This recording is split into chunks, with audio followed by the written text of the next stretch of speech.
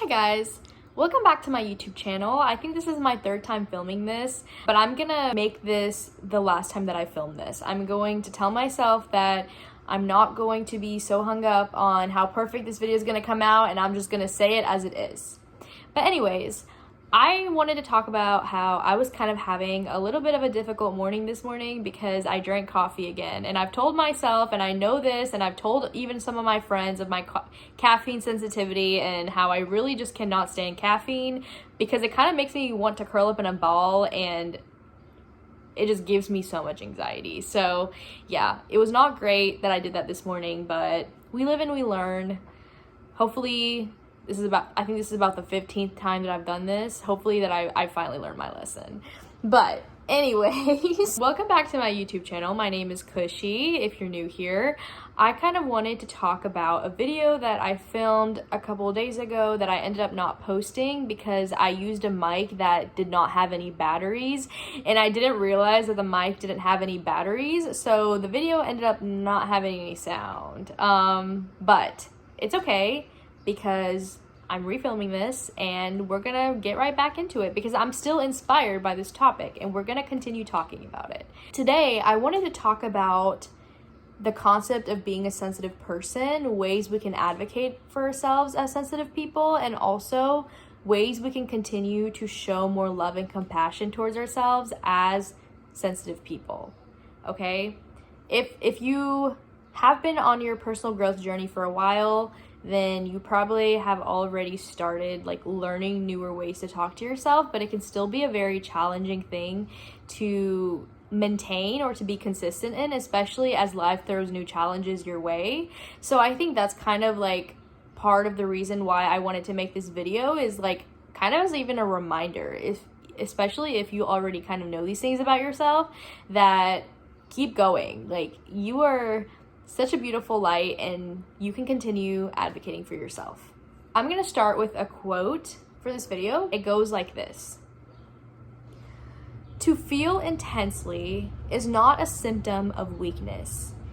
It is the trademark of the truly alive and compassionate." Unknown. So this quote is really, really important to me, and it resonates with me very deeply because I really like the part where it says it is not a symptom of weakness, because I think that if you grew up kind of sensitive, you've probably grown up being told that you think too hard, or that if you just thought less, then that things would be better, or if you just learned to take a joke, then it would be all fine. But if you're sensitive and you've experienced that, you know that it's not as simple as just doing that, right? Getting over difficult feelings is not as simple as just stopping. That's just not how feelings work. That's just not how thought patterns work. That's also just not how loving yourself works in general, especially as a sensitive person. Those comments might make you think, or might have made you feel like being sensitive was almost kind of like a weakness. People are telling you that this is something that's different about you and therefore it needs to change. That's kind of the tone that's given to you when it's said, right? But I really like this quote because it says that it is not a symptom of weakness, and I agree with that. It is not a weakness. Rather, sensitivity is a huge strength, and I think that if you utilize this strength of yours well, you can get really far in life, and you can also learn to create very meaningful relationships, a really healthy relationship with yourself, and you can learn to find your purpose in a career that allows you to utilize this strength in a meaningful way. And so this is a very, very important quote because I think that it kind of shows that. I also really like the last part of the quote that says, "It is the trademark of the truly alive and compassionate," because I agree with that. I think that when you are sensitive, you are more creative. And it's so interesting because sensitive people come in so many different varieties. There's artists, there's musicians, there's creators, there's writers, there's singers. I just think that, it's so interesting how versatile the sensitivity gift is and how you can kind of utilize it to create art in so many different types of forms. It's a gift that allows you to be creative and alive. So I really love that quote in general. I'm going to talk about unique communication methods that work for me as a sensitive person, and they may also work for you as a sensitive person. So one of the biggest ones that I like to use is, "What do you mean?" This is my favorite question to ask when someone is saying a comment to me where I'm unsure of what their intentions are. So for example, recently someone told me, wow, your project was really interesting. And I didn't know how to think of the word interesting. Were they insulting me? Were they complimenting me? I had no idea. Instead of trying to figure out what they meant through their tone or through my own personal experiences of what people have said in the past, I simply looked at them and I asked, what do you mean? And this person looked at me and kind of explained to me what they meant, and then that was the end of that. I realized that they meant it in a positive way and there was no negative intent there.